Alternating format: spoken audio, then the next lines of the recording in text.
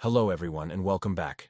They are the voice of the land, the breath of the deep forest, the memories that have never slept on this ancient ground. From Powhatan and Massasoit to Pretty Shield and Iron Tail, each stands as a living embodiment of courage, wisdom, and the unyielding identity of native peoples.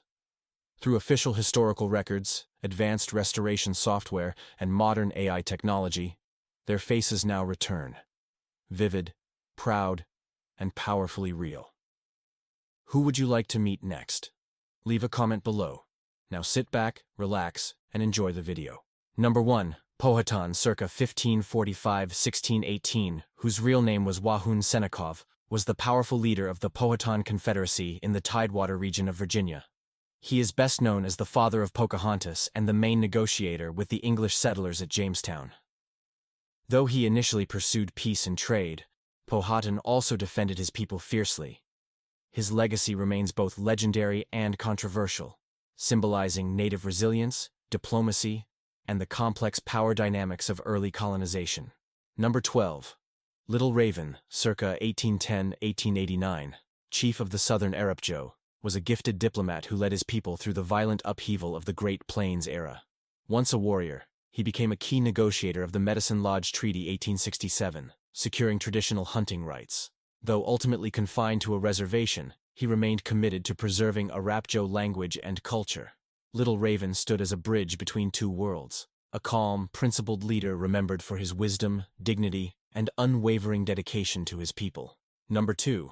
Massasoit, circa 1581–1661, whose real name was Ushiamiquin, was the supreme sachem of the Wampawag Confederacy in New England. He is best known for forging a historic peace treaty with the Pilgrims at Plymouth in 1621, helping them survive their early hardships through wisdom and remarkable diplomacy. Massasoit maintained peace for decades. His legacy remains a powerful symbol of hospitality and survival during the earliest period of colonization. Number 13. Ely Samuel Parker, 1828–1895, known in Seneca as Hassan no Anda, was the first Native American to serve as U.S. Secretary of the Interior, representing the Seneca Nation and breaking 19th-century racial barriers. An engineer, lawyer, and trusted aide to General Grant, he authored the official terms of General Lee's surrender in 1865. His life was a painful paradox, helping build the United States, yet dying in poverty as the government dispossessed his own people. Number 3. Metacom circa 1638–1676, also known as King Philip, was the son of Chief Massasoit and leader of the Wanawag Confederacy. Initially seeking peace with the English colonists, he grew disillusioned by land seizures and cultural oppression. In 1675, Metacom led King Philip's War, one of the bloodiest conflicts of the colonial era. Though ultimately defeated, he became a lasting symbol of native resistance and the high cost of defending sovereignty in the face of colonization.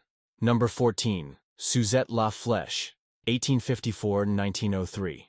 Known in Omaha as Inhata Tumba, was the first Native American to graduate from college in 1875, and one of the pioneering indigenous women in human rights, journalism, and public speaking.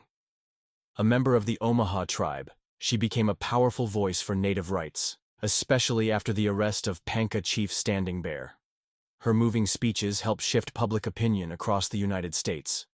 Suzette became a symbol of intellect, courage, and a guiding light for future generations of Native youth.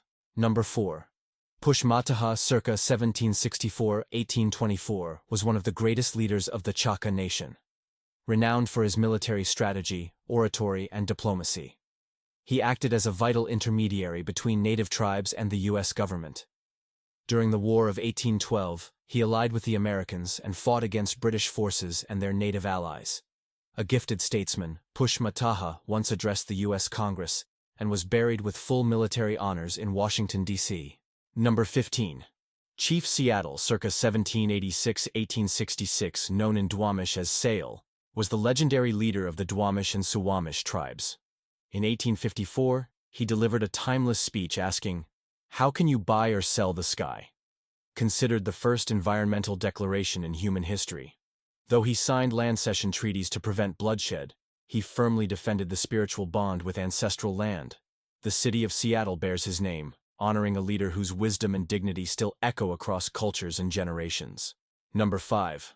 Opatha, circa 1780–1863, was a prominent Creek leader famed for his oratory and support for alliance with the United States. During the American Civil War, he led thousands of pro-Union Creeks in a desperate flight from Confederate forces, resulting in several brutal battles in Indian Territory. Though forced to seek refuge in Kansas under harsh conditions, he is remembered as a steadfast defender of his people and a symbol of peace, loyalty, and resilience. Number 16. Kayok, circa 1780–1848. A controversial chief of the Sauk, was a gifted negotiator and a symbol of peaceful diplomacy. Though called a traitor by Black Hawk for supporting U.S. land cessions, he preserved 11,000 acres of ancestral land, founded bilingual schools, and secured tribal autonomy, a rare example of adaptation without assimilation. He balanced survival with cultural integrity. The city of Keokuk in Iowa bears his name, a lasting tribute to his wisdom, leadership, and native diplomatic legacy. Number 6. Mourning Dove. 1888–1936, whose real name was Christine Quintisquit, was one of the first Native American women writers. A member of the Okanagan tribe, she used literature to preserve native languages, traditions, and folklore. Her most notable work, Kajawa, The Half-Blood, 1927, was the first novel written and published by a Native American woman. Mourning Dove is remembered as a courageous pioneer who brought indigenous voices into the landscape of American literature. Number 7. Wasaki, circa 1804–1900. Was a legendary leader of the Shoshone people renowned for his wisdom, bravery, and diplomatic skill. Throughout the 19th century, he protected the interests of his tribe while maintaining peaceful relations with the U.S. government. He was one of the few native leaders to sign treaties that preserved tribal lands. Wiki was buried with full military honors and is remembered as a symbol of native dignity, leadership, and loyalty. Number 17. Mangas Colorados, circa 1793us. 1863, meaning Red Sleeves, was the legendary chief of the Chiricahua Apache, standing nearly 6'6", with unmatched tactical skill. He united Apache bands and led a fierce 30-year resistance against Mexican and U.S. forces. Captured and tortured to death under a flag of truce, his brutal killing sparked waves of retaliation, most notably by Geronimo. Mangas became an enduring symbol of Apache defiance and the warrior creed. Give me liberty, or give me death. Number 8. Elias Boudinot. 1802–1839, born Galagina or Bukwati, was a pioneering Cherokee intellectual and journalist. He served as the first editor of the Cherokee Phoenix, the first bilingual Native American newspaper. Though controversial for supporting the Treaty of New Year's, Boudinot believed it was the only way to preserve his people. He was later assassinated by fellow Cherokees for this stance, becoming a tragic symbol of internal division and sacrifice. Number 9. Major Ridge, circa 1771–1839, was a distinguished Cherokee warrior who became a highly controversial leader. He once fought against the United States in the Creek War, but later supported modernization.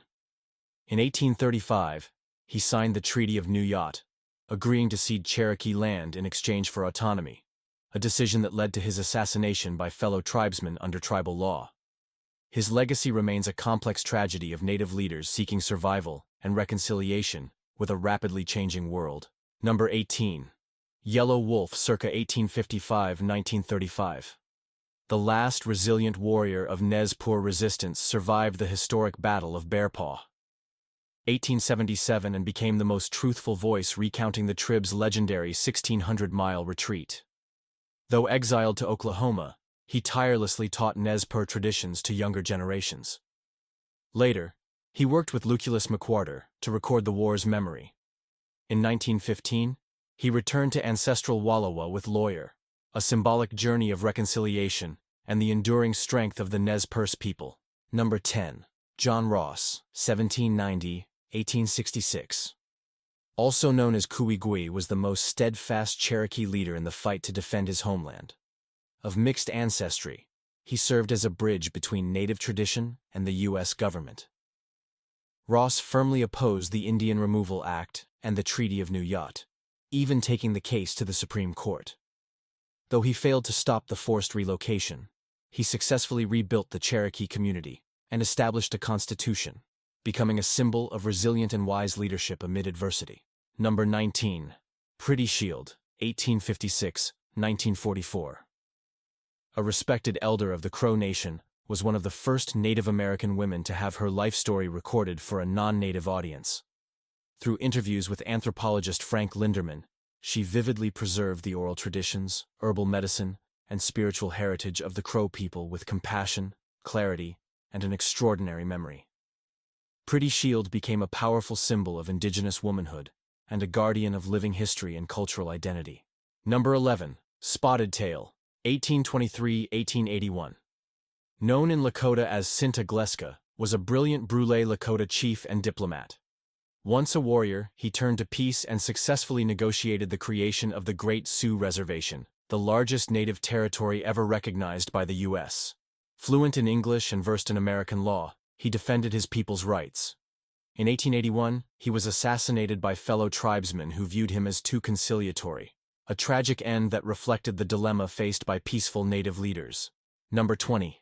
Iron Tail, circa 1842–1916. A proud Oglala Lakota warrior fought at the Battle of Little Bighorn 1876 and was among the last chiefs to surrender after Wounded Knee, choosing a path of reconciliation. He joined Buffalo Bill's Wild West show, bringing the image of the Lakota to audiences across Europe and North America. His face was used for the iconic Buffalo nickel. His sudden death on tour, rumored to be poisoning, made him a symbol of native people caught between two worlds. Thank you for watching. If you enjoyed this video, don't hesitate to share it with your friends and hit subscribe so you won't miss our next exciting content.